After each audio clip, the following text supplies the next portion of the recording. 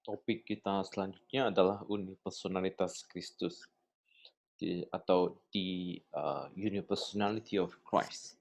Nah, jadi ini adalah satu topik baru. Jadi dalam dua natur Kristus kita menjawab tiga pertanyaan.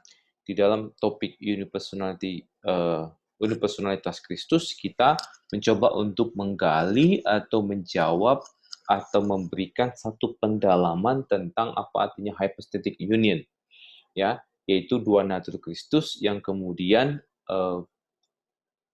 mengalami satu union di dalam pribadi Yesus Kristus. Nah, ini sebenarnya satu bagian untuk menjelaskan lebih detail gitu ya, bagaimana Yesus Kristus itu satu pribadi dua natur. Kita akan mulai sebagai pengantar adalah untuk menjelaskan kembali tentang apa itu natur, apa itu pribadi, ya. Sebelumnya di materi sebelumnya kita sudah membahas sih sebenarnya ya, apa itu natur dan apa itu pribadi, ya. What is nature and what is person. Dan definisinya juga sudah kita sempat bahas gitu ya. Jadi definisi daripada natur itu adalah sum total ya, atau totalitas atau total summary total gitu ya, dari all the essential qualities of a thing that which makes it what it is. Jadi totalitas kualitas esensial yang menjadikan sesuatu itu sebagaimana dia ada atau menjadikan dia itu sebagai dia gitu.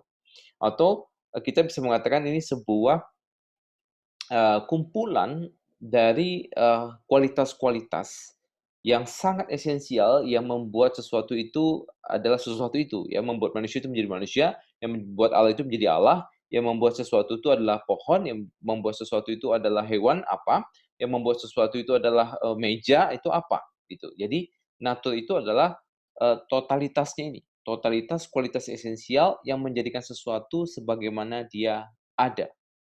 Ya, jadi dia adalah sebuah kumpulan eee, dari sebuah kualitas esensial. Ya, jadi, itu natur ya. Jadi natur itu, sebuah kumpulan, kualitas esensial. Seperti yang saya sempat bahas sebelumnya ya. Jadi ada kualitas-kualitas esensial yang dimiliki oleh natur. Itulah sebabnya dia disebut sebagai natur ya. Misalnya saya jelaskan sedikit lagi. Jadi yang disebut sebagai natur atau nature ya, nature itu adalah dia kumpulan kualitas-kualitas esensial ya. Misalnya manusia, kenapa disebut manusia? Karena manusia itu punya ini, karena manusia itu punya ini, kenapa manusia itu punya ini, kenapa punya ini, kenapa punya ini, karena punya ini gitu. Nah, kalau dia punya semuanya, maka dia disebut sebagai manusia. Nah, manusia bukan Allah, kenapa? Karena manusia itu tidak punya natur ini, tidak punya ini, tidak punya ini, tidak punya ini, tidak punya ini. Ya, itu disebut sebagai kualitas esensial. Nah, sekarang kita lihat apa itu pribadi. Ya, pribadi itu adalah what exists in, ya, dia itu pribadi manusia itu adalah, sorry, manusia itu adalah eh, sesuatu yang eksis, ya, sesuatu yang eksis di dalam natur gitu ya, sesuatu yang eksis di dalam natur, atau dia dibilang person is what exists in the owner, possessor and master of the nature ya. Jadi uh, adalah sesuatu yang eksis di dalam natur yang menjadi pemilik, menjadi posesor itu penguasa ya, menjadi tuan daripada natur.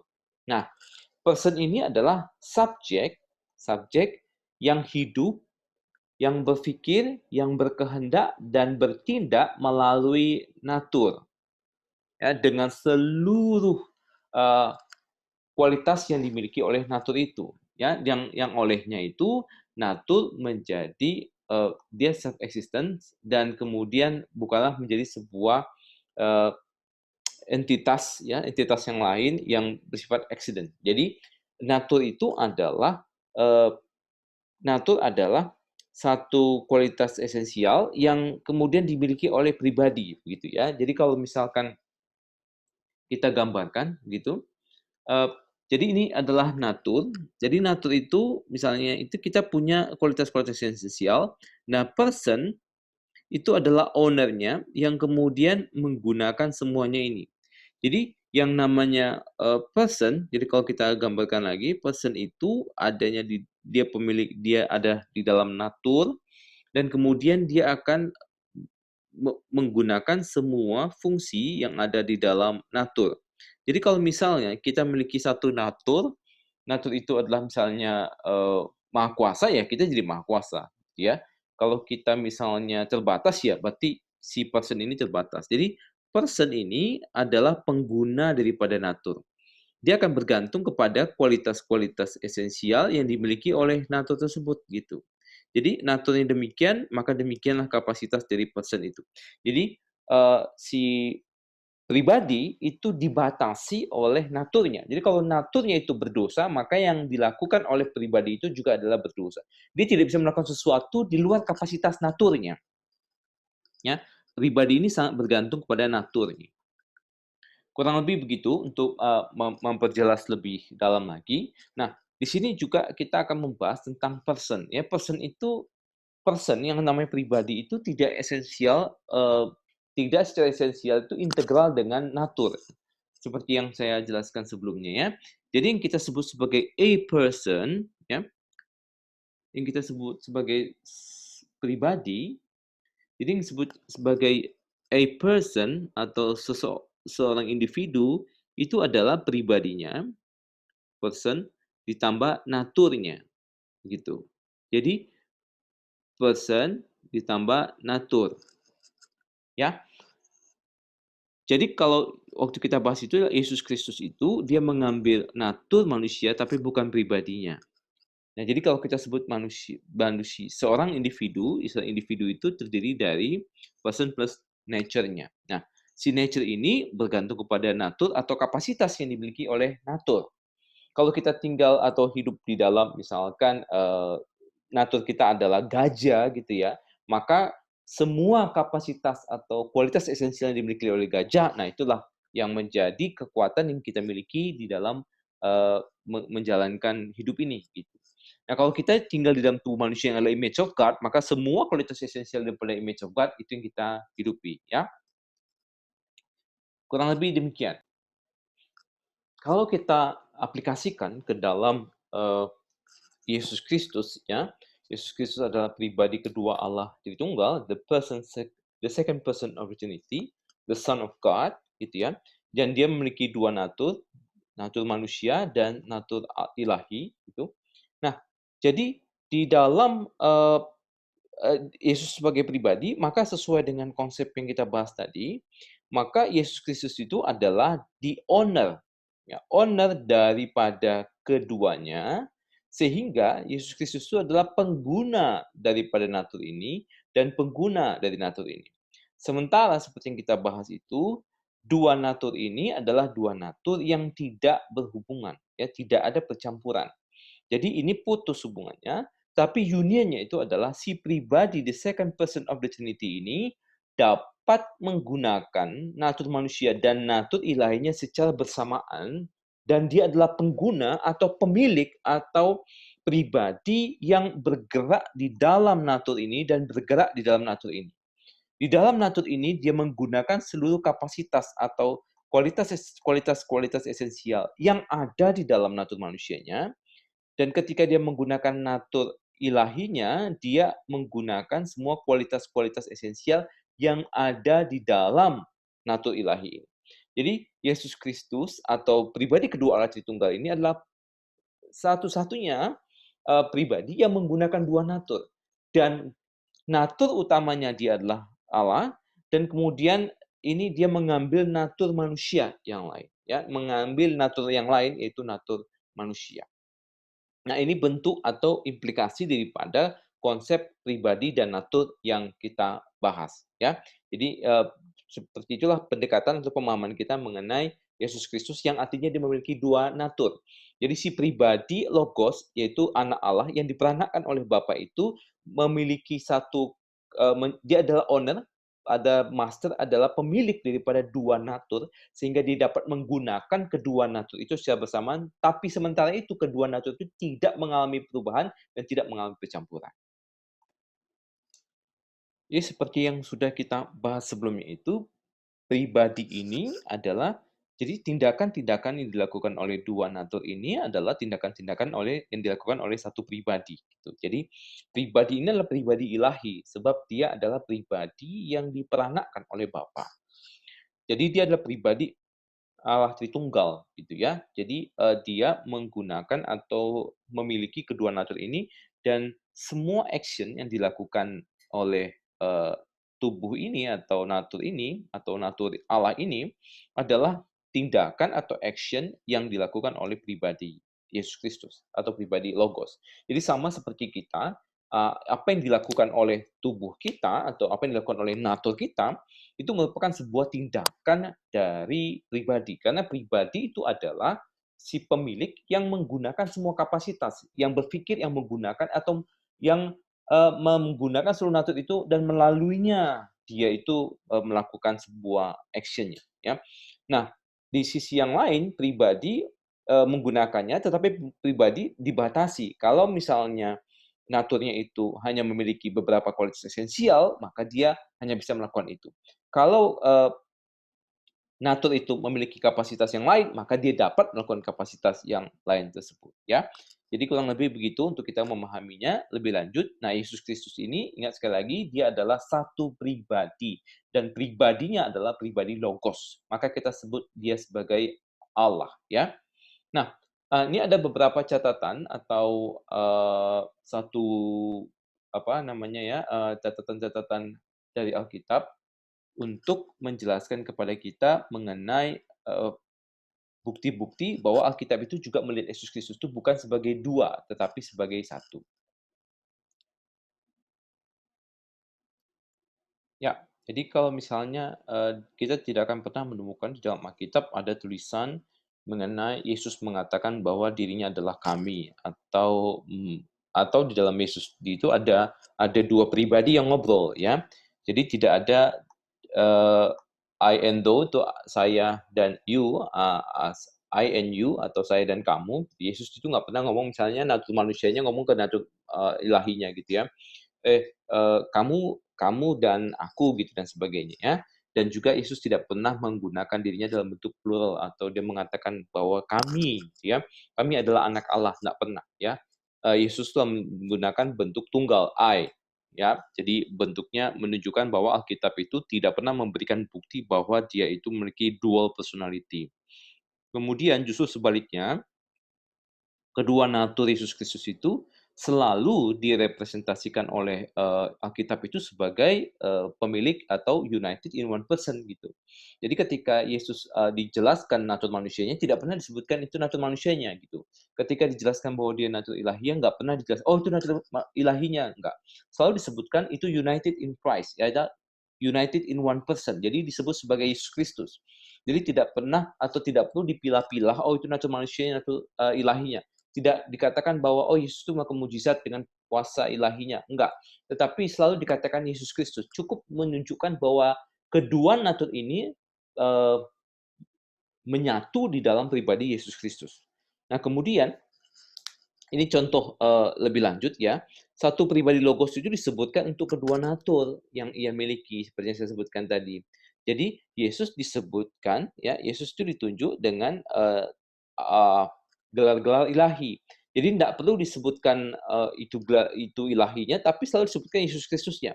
Selalu diacukan kepada pribadinya. Nah, sebaliknya juga ketika disebutkan mengenai human nature-nya, atau human title, maka Yesus itu selalu disebutkan Yesus saja. Jadi, Yesus yang ada di sini yang disebutkan sebagai ilahi ataupun di sini disebutkan sebagai manusia, adalah Yesus yang sama, pribadi yang sama, dan bukan dua pribadi.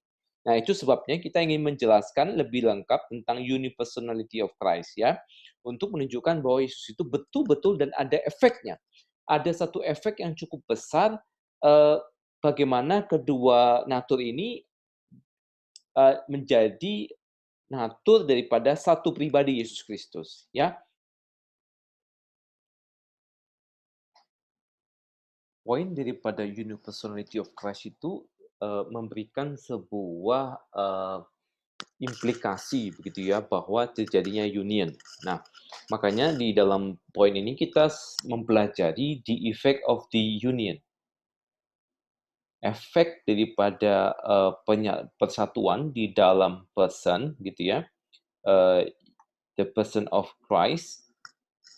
Jadi dua natur itu kemudian mengalami satu union, mengalami satu penyatuan melalui indirect through begitu ya, di dalam pribadi. Nah, kita melihat lebih detailnya gitu ya, what is the effect of the union? Apa sih efek daripada union itu atau hal-hal apa sih yang menjadi penting untuk kita memperhatikan supaya apa yang Alkitab ajarkan dan kita tidak salah di dalam memahami, eee, inkarnasi Yesus Kristus yang sebenarnya cukup kompleks ya. Alkitab dengan sangat baik sebenarnya memberikan banyak sekali ayat yang menolong kita untuk memahaminya. Meskipun di dalam pembahasan ini kita tidak menggunakan cukup banyak ayat, maksudnya menunjukkan satu persatu, tetapi sebenarnya konsep yang kita bahas ini adalah konsep yang sangat alkitabiah, yang telah disarikan begitu ya menjadi satu konsep-konsep untuk apa sih yang sebenarnya diajarkan oleh Alkitab. Jadi the effect of the union yang pertama adalah ini, no essential change in the divine nature. Jadi ini adalah satu pemahaman yang sering salah gitu ya, yang sering kali muncul di dalam uh, khotbah mungkin kadang-kadang ya, juga pemahaman kebanyakan orang Kristen, yaitu Yesus ketika dia berinkarnasi, Yesus itu menjadi manusia. Dia meninggalkan keilahiannya, ya. Ini bukan ajaran Alkitab. Alkitab tidak pernah mengajarkan adanya Yesus itu meninggalkan, keilahiannya. Jadi kalau kita misalnya mempelajari di sini ya, seperti yang sudah kita bahas sebelumnya, jadi waktu, Yesus yang kita sebut sebagai Logos ya, yang adalah Allah, God, ya, dia ini adalah pribadi kedua Allah Tritunggal dan ini adalah naturnya, ya makanya di awal-awal itu saya menggambarkan bahwa, yang disebut sebagai natur Allah itu atau disebut sebagai esensi Allah itu, ya, yang mungkin sudah sedikit lupa mungkin, the Father and the Son, yang disebut sebagai esensi Allah itulah the act of the Father and the Son, yaitu pergerakan dari diri Allah sepenuhnya kepada anak dan anak sepenuhnya kepada Allah. Sehingga Bapa memenuhi anak, anak memenuhi Bapa. Tapi Bapa berbeda dengan anak ya. Dan pergerakan the act of the Father and the Son ini juga berbeda dengan Bapa dan dengan anak. Ini adalah rohnya Bapa dan ini adalah rohnya anak. Roh Bapa dan roh anak adalah roh yang sama. Nah, sehingga ketika kita kembali ke konsep yang di sini, logos ini tidak mungkin bisa melepaskan kealahannya gitu. Sebab Allah itu sendiri adalah sesuatu yang integral dengan diri Yesus Kristus. Naturnya dia adalah Allah dan itu tidak pernah bisa dia lepaskan dan sesuatu yang tidak pernah bisa berubah. Yesus Kristus tidak pernah bisa berhenti menjadi Allah karena Yesus Kristus itu sendiri adalah pada hakikatnya adalah Allah. Jadi hakikatnya dirinya dia adalah Allah. Kita tidak bisa melepaskan hal itu daripada dirinya. Nah, cuma kalau misalnya kadang-kadang kita memang mendengarkan pengajaran atau mungkin kita, juga berpikir, kita pribadi mungkin berpikir bahwa, "Oh, Yesus Kristus ketika dia menjadi manusia, maka dia meninggalkan kealahannya." Tidak, Yesus tidak pernah meninggalkan kealahannya. Atau mungkin kita pernah mendengar, "Oh, Yesus Kristus itu meninggalkan sebagian daripada kealahannya untuk menjadi manusia." Jawabannya juga tidak. Tidak ada perubahan, ya, tidak ada perubahan. Nah, jadi kalau misalnya kita, bentuk hal yang perlu kita ingat adalah it is better to say that the person of the Son of God, ya, ini kita perlu garis bawahi, pribadi daripada anak Allah, ya, logos itu berinkarnasi. Ini adalah satu kalimat yang lebih pas, yang lebih presisi dibanding malah ini satu pernyataan yang sangat riskan, bahkan bisa berbahaya, ya. Bahkan sebenarnya salah, ya. Divine nature assume itu artinya mengambil, ya. Divine nature assume human flesh. Divine nature tidak pernah assume human flesh. Karena kalau divine nature assume human flesh menjadi dua natur tanpa pribadi, begitu. Tapi yang mengambil itu adalah pribadi daripada anak Allah, ya. Jadi itu konsepnya.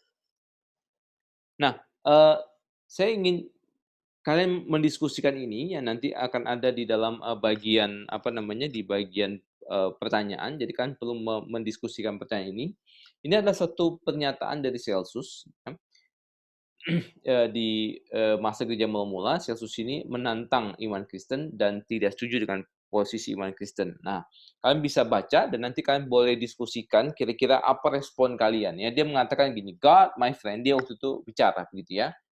God my friend, uh, sorry, waktu itu dia sedang memberikan satu respons begitu ya kepada kekristenan dan kemudian itu direspon oleh Origen. Nah, dia mengatakan God, my friend, is all perfect and all blessed. Ya, all perfect, all blessed. Yes, dia adalah maha sempurna.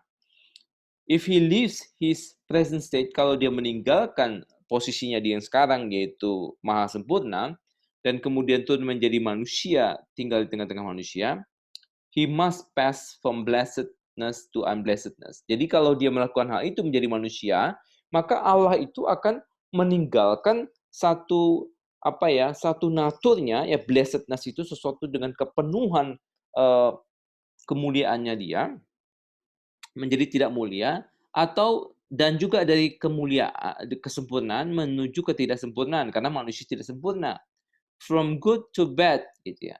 Nah, dia menyimpulkan bahwa no such change is possible with him. Jadi tidak perubahan yang seperti kita sebutkan alam menjadi manusia itu ada sesuatu yang uh, impossible ya. No such change is possible. Jadi perubahan seperti itu sesuatu yang tidak mungkin ya. Tidak mungkin terjadi kepada Allah. Jadi Allah tidak mungkin berubah sehingga dia menjelaskan bahwa change is the condition of mortality. Yang kita sebut sebagai berubah adalah satu kondisi atau satu natur dari mortalitas ya, sesuatu yang bisa mati, sesuatu yang seperti manusia gitu. Yang kita sebut sebagai the immortal remains the same forever. Karena kalau dia bisa berubah, maka tadinya dia hidup dia bisa mati ya. Kalau dia mortal, maka Allah itu sendiri ya bisa mati begitu ya. Tapi kalau kita sebut Allah itu tidak bisa mati, dia immortal, maka satu syaratnya atau satu natur atau kualitas esensial yang harus dimiliki oleh Allah itu adalah dia tidak berubah atau dia immutable, dia tidak berubah sama sekali. Nah, sekarang apa respon kita? Jadi kalian coba diskusikan di dalam kelompok, apa respon kalian terhadap pernyataan daripada Celsus ini? Bagaimana kalian memberikan jawaban dengan dia memberikan sebuah tesisnya bahwa kalau Allah tidak mungkin berubah. Nah, kalau Allah menjadi manusia itu sesuatu yang mustahil. Nah, bagaimana kalian memberikan jawaban terhadap jawaban Celsus ya? Nah, yang kedua, ini ya, no essential change yang pertama. Yang kedua adalah komunikasi. Jadi, ketika kita mengatakan bahwa kedua natur itu tidak bercampur, tapi kedua natur itu juga tidak terpisah, maka kita perlu memberikan satu penjelasan bagaimana begitu. Jadi apa sih sebenarnya terjadi? Nah, uh, the effect of the union itu adalah komunikasi. Kenapa? Karena ada kesatuan begitu ya. Jadi ada komunikasi. Nah, bagaimana bentuk komunikasinya? Ada 3 komunikasinya. Yang pertama adalah komunikasio idiomatum. Komunikasi idiomatum itu artinya komunikasi properties ya. Properties yang dimaksud di sini adalah sama dengan kualitas esensial ya. Jadi supaya kita ingat, yang namanya properties itu adalah kualitas esensial ya. Jadi ketika kita menyebutkan komunikasi properties, maka itu disebut sebagai komunikasi kualitas esensial atau kita sebut juga natur gitu ya. Jadi ada kayak komunikasi natur atau apa ya namanya ya, poin-poin di dalam natur gitu ya. Jadi adanya hal atau konsep seperti itu. Nah, jadi kalau misalkan kita lihat di sini adalah komunikasi idiomatum atau komunikasi properties. Nah, apa yang terjadi sebenarnya di dalam kedua natur ini? Ada yang kita akui sebagai ajaran yang benar itu adalah komunikasi idiomatum. Komunikasi idiomatum itu adalah properti dari kedua natur, ya, itu adalah properti dari pribadi. Jadi si pribadi ini menampung atau si pribadi ini memiliki kedua kedua properties, properties dari kedua natur gitu. Jadi kalau kita gambarkan ada propertiesnya. Misalnya, yes, manusia itu bisa lapar. Apakah Yesus bisa lapar? Yes. Bisa mati. Apakah Yesus bisa mati? Yes, gitu ya. Nah, kemudian kita lihat propertinya Allah. Allah itu maha hadir. Apakah Yesus maha hadir? Yes, gitu ya. Allah itu maha kuasa. Apakah Yesus maha kuasa? Ya. Jadi semua yang ada di sini terkomunikasi kepada Yesus Kristus, semua yang di sini terkomunikasi kepada Yesus Kristus. Yesus Kristus. Jadi yang disebut sebagai komunikasi idiomatum itu adalah komunikasi properties di mana properties atau kualitas esensial dari masing-masing natur ya, itu menjadi milik atau terkomunikasikan kepada pribadi Yesus Kristus atau pribadi Logos. Jadi pribadi Logos itu menerima atau memiliki seluruh properties dari manusia dan Allah. Nah, tetapi di sini tidak ada hubungan, jadi ini tidak tercampur dengan di sini dan tidak tercampur juga dengan natur ilahi tidak tercampur dengan natur manusia tidak tercampur dengan natur ilahinya. Yang ada itu adalah komunikasi properties dari natur kepada pribadi. Ya, ingat baik-baik ya. Komunikasi idiomatum itu adalah komunikasi dari natur kepada pribadi. Jadi pribadi menerima atau memiliki properties dari kedua natur. Yang kedua adalah komunikasio idiomatum. Sorry. Ini masih yang pertama. Maaf ya. Jadi ini penjelasannya. Kenapa modelnya begini ya? Substance atau natur dan atribusi itu tidak bisa disebut dipisahkan. Jadi yang kita sebut sebagai properties itu adalah atribut ya. Jadi atribut-atribut misalnya apapun atribut Allah misalnya kita sebutkan aja atribut Allah baik, maka itu adalah sesuatu yang terkomunikasikan kepada pribadi ya. Jadi kalau misalkan saya kasih contoh misalnya di dalam Allah Tritunggal ya. Misalnya kita sebut sebagai Bapa, Anak gitu dan Roh Kudus begitu ya. Roh Kudus. Nah, ketiga pribadi ini memiliki satu natur ya, kita sebut sini natur. Naturnya ini, naturnya ini. Nah, kalau kita konsepnya tetap sama ya, ini tetap sama komunikasio idiomatum ini ya atau komunikasi properti. Jadi natur Allah ini adalah natur yang dimiliki ya. Jadi semua ini dimiliki oleh Bapa, dimiliki oleh Anak. Jadi kalau Bapa itu maha kuasa, maka Anak maha kuasa. Kalau Bapa itu maha mulia, maka Anak maha mulia, Roh Kudus maha mulia. Kalau Allah Bapa itu maha hadir, maka Anak maha hadir, Roh Kudus maha hadir. Kenapa? Karena mereka memiliki natur yang sama ya. Natur yang sama. Sebenarnya gambarnya kurang pas gitu ya. Sebenarnya inilah naturnya, yaitu roh itu sendiri ya. Jadi Roh Kudus itu adalah natur daripada Bapa dan Anak atau roh dari Bapa dan Anak atau tindakan Bapa dan Anak atau esensi dari Bapa dan Anak gitu. Nanti kalau misalnya kurang jelas nanti bisa langsung ditanyain aja ya. Nah, jadi ketika kita menyebutkan komunikasi properties itu adalah komunikasi atribut ya, atribut. Jadi atribut yang ada dalam Bapa, di dalam Allah itu dimiliki oleh pribadi Anak. Nah, it doesn't mean tadi sudah saya jelaskan ini cuma bagian detail-detailnya aja ya, pengkalimatannya.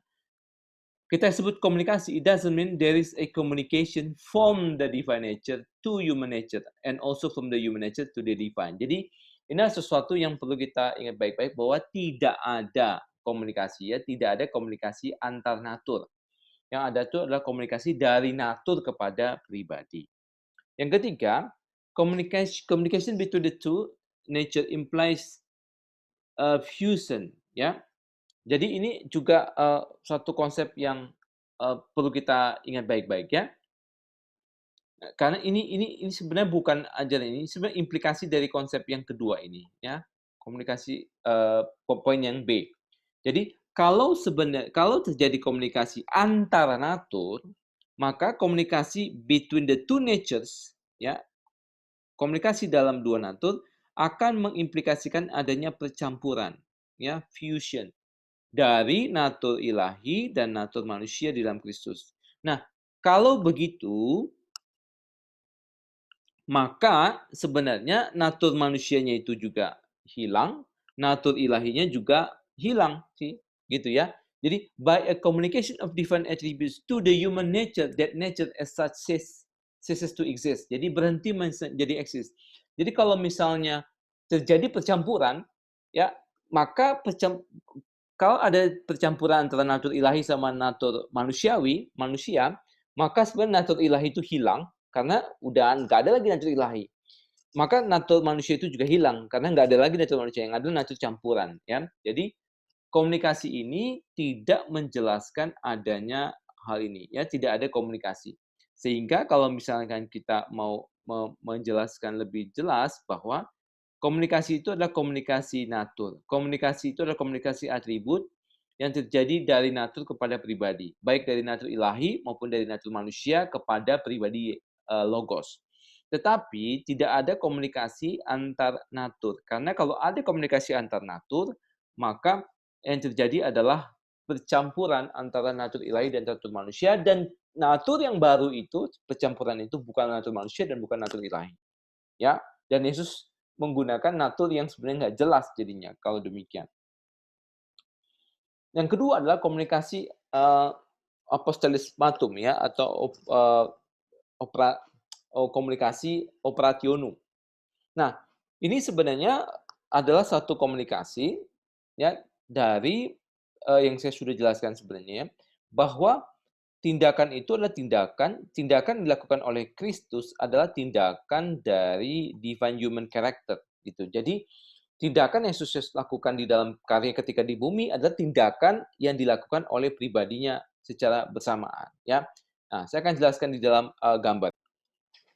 Jadi kalau kita bahas ya, kalau kita jelaskan misalnya mengenai communicatio idiomatum. Jadi komunikasi idiomatum itu menjelaskan bahwa masing-masing ini memiliki atribut, kualitas esensial yang menjadikan sesuatu itu sebagaimana dirinya ada. Nah, yang kita sebut sebagai communicatio idiomatum itu adalah komunikasi dari ini dikomunikasikan kepada logos, ya. Jadi juga komunikasi yang ada di atribut yang ada di sini dikomunikasikan kepada logos. Nah, ketika kita bahas ini disebut sebagai communicatio idiomatum. Nah, ketika kita membahas communicatio apostolematum ya, yang sedang kita bahas ini, maka sebenarnya ini sekarang kebalikannya, ya, kebalikannya untuk menggambarkan bahwa uh, penyebab efisien dari karya penebusan Yesus Kristus itu adalah karya dari pribadi yang tak terpisahkan, ya, undivided personal subject in Christ, ya, by the cooperation of both nature. Kalau misalnya kita jelaskan di sini, ya, kalau misalnya kita gambarkan, jadi kalau komunikasio idiomatum adalah properties ini dimiliki oleh pribadi, maka kebalikannya yang disebut sebagai komunikasi opotolematum adalah, kan saya sudah katakan bahwa ini ya, si natur ini adalah kapasitas yang dimiliki oleh pribadi untuk melakukan action atau berpikir untuk melakukan segala sesuatu, apapun itu bentuknya ya. Nah, yang kita sebut sebagai apostolimatum itu adalah karya daripada Yesus Kristus, atau efficient cause dari penebusan Yesus Kristus itu adalah karya daripada pribadi logos ini di dalam kedua natur ini. Karena kenapa? Karena apapun yang dia lakukan itu karena dia memiliki dua natur, maka dia selalu bertindak action di dalam satu harmoni, di dalam satu pribadi. Pribadi ini melakukan bersamaan karena dia memiliki dua natur itu, dia menggunakan seluruh kualitas esensial di sini, menggunakan ini sehingga tindakannya dia ini adalah tindakan dari one person, ya. Apapun yang keluar dari action di sini atau action di sini, ini adalah tindakan dari satu natur. Misalnya, Yesus melakukan di sini ya, Yesus misalnya makan, ya, misalnya di sini Yesus melakukan sesuatu, Yesus menopang dunia. Nah, karya ini adalah karya satu pribadi, satu action. Nah, apalagi ketika dia melakukan satu karya penebusan yang sebenarnya itu adalah satu karya dari satu pribadi, sehingga yang disebut sebagai komunikasi oppostrematum adalah satu komunikasi dari satu pribadi menggunakan dua natur. Ya. Nah, penjelasan lebih lanjutnya mengatakan bahwa each of these natures works with its own special energy. Energy itu seperti kemampuan, kapasitas, ya. Jadi setiap masing-masing daripada natur ini bekerja berdasarkan kapasitasnya, manusia sebagai manusia, Allah sebagai Allahnya. Nah, the result forms an undivided unity because it is the work of single person. Jadi, apapun yang dilakukan oleh Logos, itu pasti dia lakukan di dalam dua naturnya. Dan dia tidak mungkin diam begitu ya di dalam naturnya. Dia pasti sedang melakukan sesuatu di dalam natur manusianya dan pasti melakukan sesuatu di dalam natur ilahinya. Nah, pada waktu dia melakukan keduanya, maka apapun yang dilakukannya, khususnya di dalam karya penebusannya, maka tindakan yang keluar dari kedua atau melalui dua naturnya adalah tindakan yang sifatnya single, ya. Kenapa? Karena yang melakukan itu adalah person. Jadi, apapun yang dilakukan oleh salah satu natur itu adalah tindakan daripada person. Nah, inilah sebagai pemilik, sebagai sesuatu yang menggerakkan ini. Yang membuat ini bicara adalah ini. Yang membuat ini melakukan sesuatu adalah ini. Sehingga Logos inilah yang mengerjakan sehingga sebenarnya action-nya itu adalah one action, ya. One person, one action with two nature, melalui dua natur. Begitu, ya. Nah, ketika kita membahasnya ini, maka kita sampai kepada satu lagi, yaitu communicatio charismatum atau communicatio gratiarum. Nah, komunikasi gratiarum ini, ya, saya coba jelaskan, ya, di dalam gambar supaya tetap punya pemahaman yang pas, begitu ya. Jadi kalau kita kembali ke gambar ini, tadi saya sudah jelaskan bahwa, ya, bahwa communicatio idiomatum adalah komunikasi properti kepada natur, dari dua natur kepada ini. Communicatio oppostrematum adalah komunikasi bahwa pribadi ini adalah penggerak daripada keduanya dan menghasilkan satu action, dan action itu dilakukan oleh pribadi yang sama, ya. Nah, sekarang ketika kita membahas communicatio gratiarum, maka komunikasi ini sebenarnya berfokus kepada hal ini, ya, kepada natur manusia ini. Nah, di dalam natur manusia ini adalah ciptaan, ya, ingat baik-baik ya. Natur manusia Yesus Kristus adalah ciptaan. Yesus Kristus itu pencipta. Nah, natur manusianya ini bukanlah natur yang independen, ya. Dalam pengertian bahwa dia sama dengan Allah, tidak. Sama seperti manusia, maka dia dependen. Nah, natur manusia Yesus Kristus ini berbeda sama dengan kita, tetapi sebenarnya menjadi sesuatu yang spesial. Natur manusia Yesus Kristus ini mengalami satu komunikasi yang khusus lagi. Ini saya hapus supaya ingat kalian ya, atau saya ulang ya. Jadi yang warna merah ini adalah komunikasi properti, lalu yang warna biru ini adalah komunikasi apostolematum, gitu ya. Nah, yang ini adalah khusus untuk manusianya. Ada komunikasi dari pribadi Logos ini khusus lagi kepada ini. Sebab kenapa? Sebab ini adalah natur manusia meskipun ciptaan, tetapi pribadi yang tinggal di dalam atau melalui atau yang menggunakan natur ini adalah pribadi ilahi. Sehingga terjadi namanya komunikasi atau sharing, terjadi komunikasi. Ada komunikasi dari ini yang membuat dia ini tidak menjadi ilahi, tetapi diperlengkapi dengan kemuliaan yang khusus, begitu. Kemuliaan apa itu? Ya, dikatakan di sini bahwa the human nature of Christ from the very beginning of its existence sejak dia itu eksis pertama kali menjadi benih begitu ya, was adorned with all kind of rich and glorious gift. Jadi manusia Yesus Kristus ini adalah manusia yang memiliki natur yang sama dengan kita, memiliki kualitas esensial yang sama dengan kita, tetapi diperlengkapi dengan dimuliakan dengan segala kekayaan dan anugerah Allah. Jadi tubuh Yesus Kristus ini adalah tubuh yang mulia. Kenapa? Karena melalui tubuh inilah kita kemudian nanti akan mengalami kesatuan dengan Allah. Nah, tubuh ini adalah tubuh yang spesial, tetap ciptaan, tetap terbatas, tetap sama, tetapi dikhususkan, tetapi dimuliakan. Itu kenapa? Karena dia mengalami kesatuan, union dengan Logos. Beda dengan kita itu tubuhnya tubuh manusia ciptaan, pribadinya pribadi ciptaan manusia. Tetapi ini enggak, pribadinya adalah pribadi Logos, anak Allah, pencipta langit dan bumi, sehingga kesatuan ini menyebabkan adanya komunikasi karismatum atau gratiarum, ada anugerah yang limpah. Nah, grace and glory of being united to divine logos, ya. Christ's human nature is elevated high above all creatures and even becomes the object of adoration. Jadi,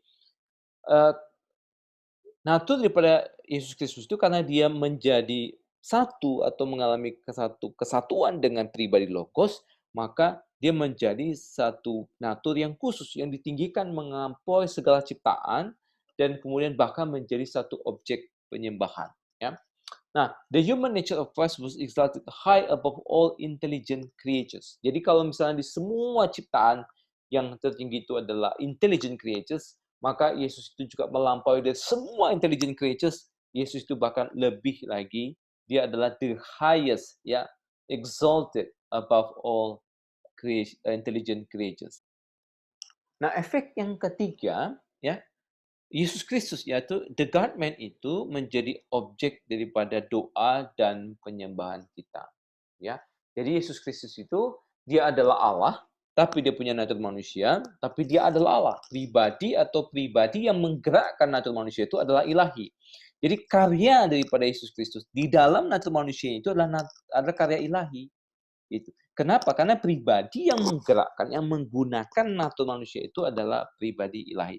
Nah, sehingga Yesus Kristus itu menjadi objek penyembahan dan objek untuk kita menaikkan doa. Jadi Logos dengan kedua naturnya adalah objek daripada doa dan penyembahan kita.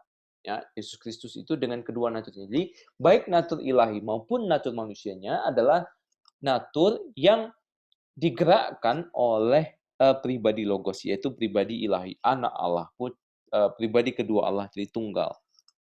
Nah, penyembahan kekristenan atau penyembahan orang-orang Kristen kepada natur manusia Yesus Kristus yang notabene adalah ciptaan, jadi kita seperti menyembah ciptaan, yaitu tubuh Yesus Kristus itu, kita bisa menyembah tubuh Yesus Kristus yang adalah ciptaan itu based on atau berdasarkan atau disebabkan oleh unity with the divine logos, ya. Karena ada kesatuan antara pribadi logos itu dengan naturnya.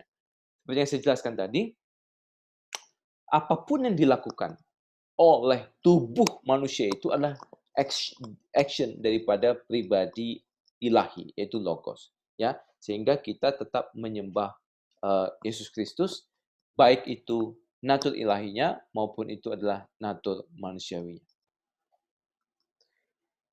Unipersonalitas di dalam Yesus Kristus itu memiliki juga beberapa implikasi, ya. Jadi implikasi ini untuk melihat sebenarnya ketika Yesus Kristus itu bertindak, kita memiliki banyak sekali catatan-catatan Alkitab yang memberikan gambaran-gambaran ini, ya.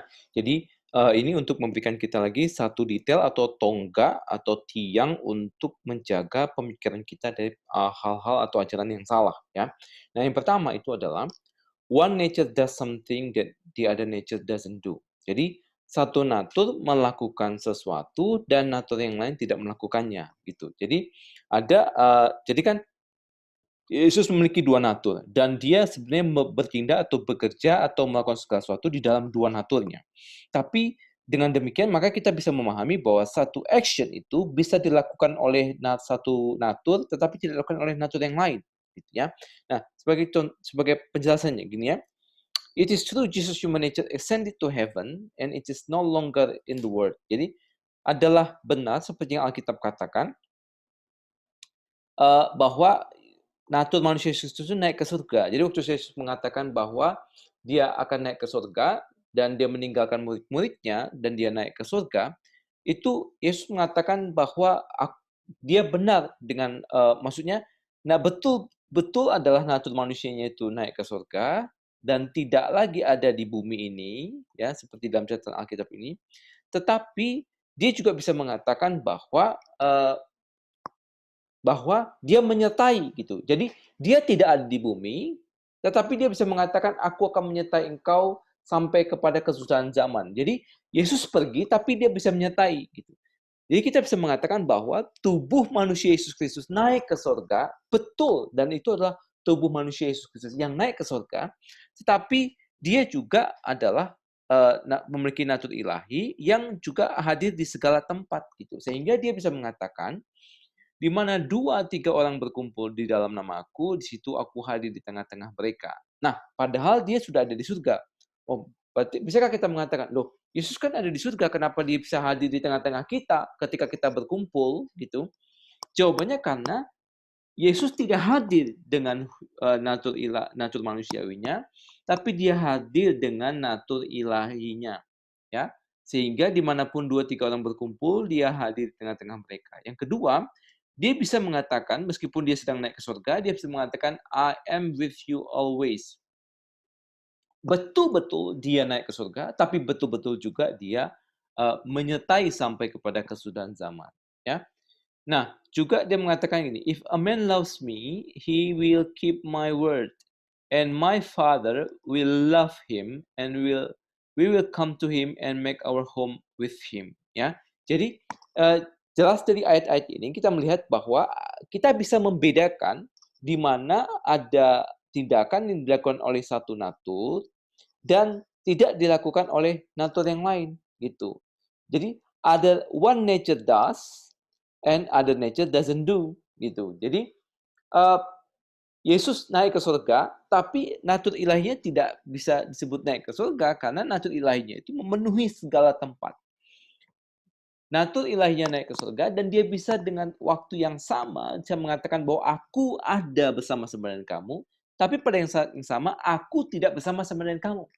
Artinya adalah natur manusiaku tidak bersama-sama dengan kamu lagi, tetapi natur ilahiku, aku yang adalah Allah, menyertai kamu sampai kesudahan zaman. Ya, itu poinnya.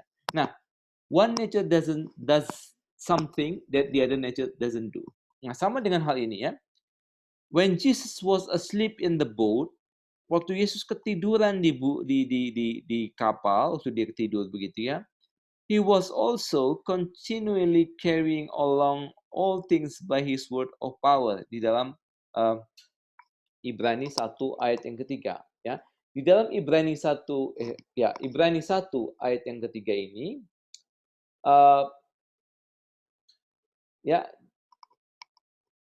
di dalam Ibrani 1 ayat yang ketiga ini uh, Yesus itu digambarkan sebagai cahaya kemuliaan Allah, gambar wujud Allah, dan dia menopang segala yang ada dengan firman-Nya yang penuh kekuasaan.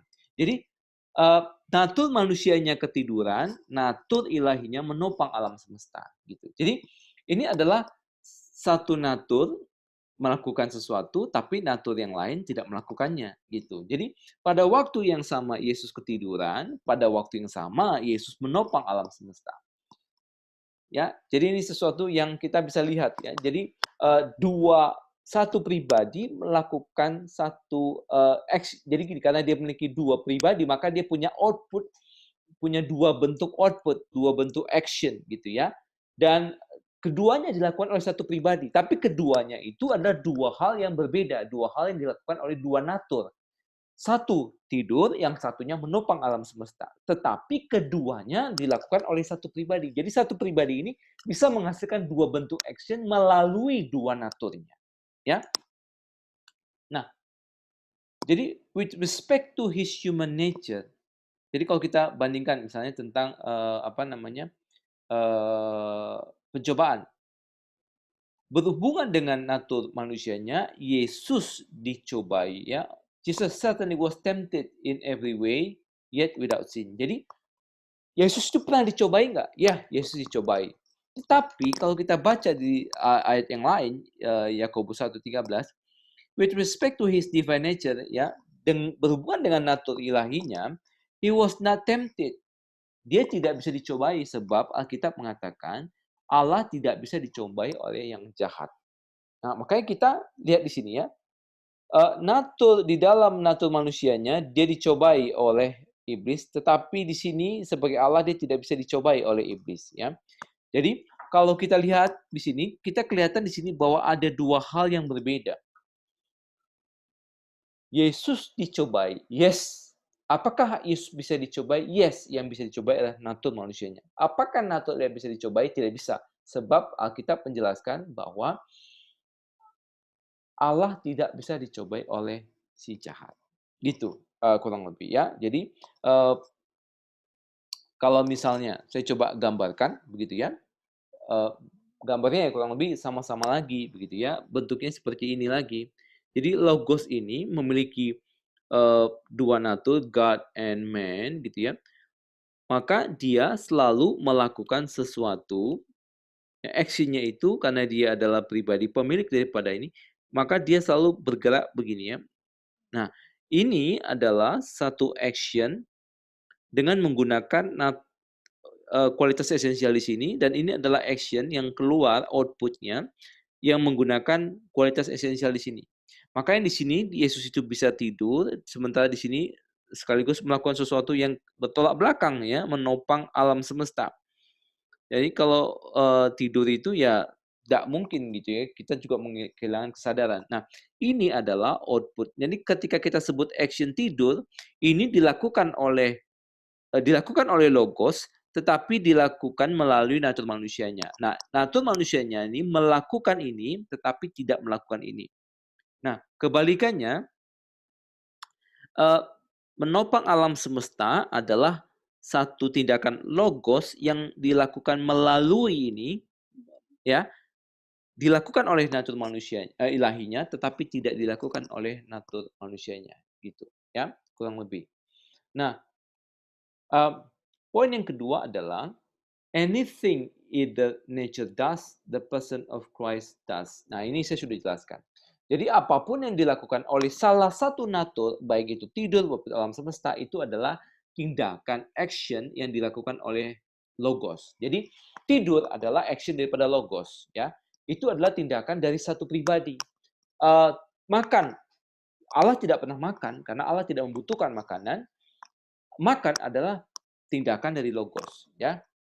Mencipta adalah tindakan daripada logos. Karena logos itu adalah, pribadi. Jadi dia apapun yang dilakukan oleh salah satu natur adalah tindakan daripada, pribadi itu. Nah, makanya Yesus sebagai sebagai pribadi logos ya, bisa mengatakan, "Sebelum Abraham ada, aku ada."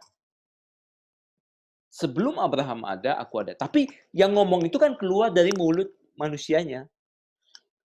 Nah, tetapi apapun yang dilakukan oleh siapapun, oleh salah satu naturnya, itu pasti dilakukan oleh pribadinya, ya. Nah, makanya dia mengatakan, "He does not say, before Abraham was, my divine nature existed." Dia nggak pernah mengatakan bahwa sebelum Abraham ada, natur ilahiku ada, enggak.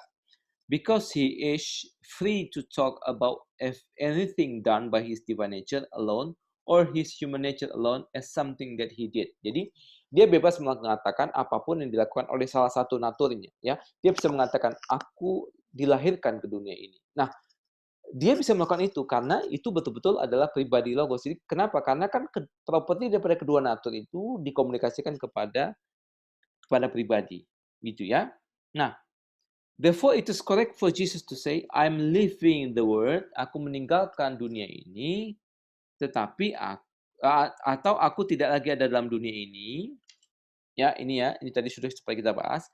aku meninggalkan dunia ini atau aku tidak lagi ada dalam dunia ini, tapi pada waktu yang sama dia mengatakan, aku menyertai kamu senantiasa.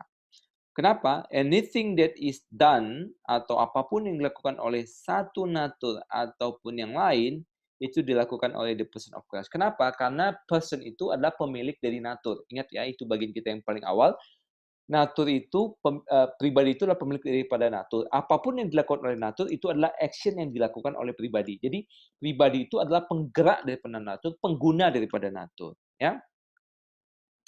Nah, yang terakhir adalah the titles.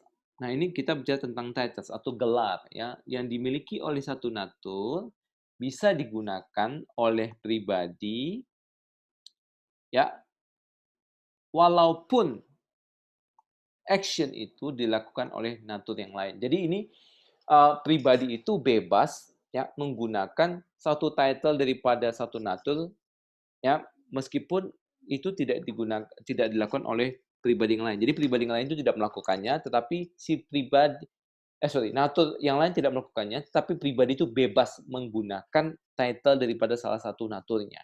Nah, contohnya begini ya. Ini dari Alkitab. Alkitab mengatakan, seperti yang dikatakan oleh Paulus, they would not have crucified the Lord of glory. Nah, jadi kalau ini ada konteksnya ya, tapi kita ambil cuma sepenggal aja untuk menjelaskannya ya. Mereka tidak akan menyalibkan Tuhan yang mulia. Nah, ya, Tuhan yang mulia, the Lord of glory, tapi crucified ya. Ini ada dua kata kunci lah ya, dua frasa kunci. Crucified itu disalibkan. The Lord of glory itu adalah Tuhan yang mulia, ya, Tuhan yang mulia. Crucified dan the Lord of glory. Crucified hanya bisa dilakukan kepada manusia. Ya, hanya bisa dilakukan manusia, Allah tidak bisa disalibkan. Lord of glory adalah title yang digunakan oleh ada Lord of glory manusianya, bukan Lord of glory. Lord of glory adalah natur ilahinya. Nah, tetapi frase the Lord of glory secara khusus pasti mengacu kepada natur ilahinya, tetapi Paulus menggunakan title ini untuk mengatakan Yesus disalibkan. Padahal natur ilahi Yesus itu tidak bisa disalib. Sehingga kita mengatakan, it was through Jesus as a person was crucified and the Lord of glory. Jadi kita bisa mengatakan bahwa pribadi Yesus Kristus itu disalibkan. Dan dia adalah the Lord of glory. Itu ya. Jadi yang disalibkan itu manusianya. Tetapi Lord of Glory itu adalah pribadinya. Tetapi kita bisa mengatakan, karena keduanya itu dimiliki oleh satu pribadi, kita bisa mengatakan bahwa Yesus Kristus itu, atau Allah yang mulia, atau kita bisa mengatakan Allah pencipta langit dan bumi, disalibkan oleh manusia. Nah, kan kita bisa mengatakan, kalau kita menyebutkan dia adalah pencipta langit dan bumi, otomatis itu adalah natur ilahinya. Dia adalah pencipta. Nah, tapi kita bisa mengatakan Allah pencipta langit dan bumi itu disalibkan, atau Allah pencipta langit dan bumi itu lahir dari perawan Maria. Jadi kita bisa melihat hal seperti itu gitu ya, karena title-nya. Atau yang kedua. Nah, Elizabeth menyebut Maria itu sebagai the mother of my Lord. Nah, ini juga sama konsepnya ya. Maria itu adalah ibu dari natur manusia Yesus Kristus. Ya, Tuhan daripada Elizabeth ini adalah Allah pencipta langit dan bumi. Ya. Tetapi dia bisa mengatakan bahwa Maria itu adalah the mother of God, atau the mother of our Lord, atau the mother of Lord gitu. Nah, ibu Tuhanku, ibu Allahku. Nah, sebenarnya kan yang menjadi anak daripada Maria itu natur manusia, bukan Allah pencipta langit dan bumi, begitu ya. Tetapi the name my Lord is the title of Christ's divine nature, but Mary of course is not the mother of Jesus divine nature, tetapi she is simply the mother of the human nature. Tetapi kita bisa menyebutkan bahwa Maria adalah bunda Allah atau bunda Tuhan, bukan karena dia adalah ibu dari natur ilahi Yesus Kristus, tapi dia adalah, ibu dari natur manusianya. Nah, kembali kepada konsep ini, the title of one nature can be used of the person, even the action is done by the other nature. Sehingga kita bisa mengatakan bahwa yang dikandung oleh Maria itu adalah natur manusianya, dan natur manusia itu adalah dimiliki oleh pribadi Logos. Sehingga pribadi Logos yang memiliki natur ilahi, yaitu dia adalah pencipta langit dan bumi, atau dia adalah Tuhan, dia adalah Allah, maka kita bisa mengatakan title-nya ini bisa kita gunakan bahwa Maria adalah bunda Allah. Bukan bunda daripada natur ilahinya, tapi bunda daripada natur manusianya. Gitu, ya. Kurang lebih begitu. Nanti kalau ada pertanyaan kita akan, bahas di dalam, sesi diskusi.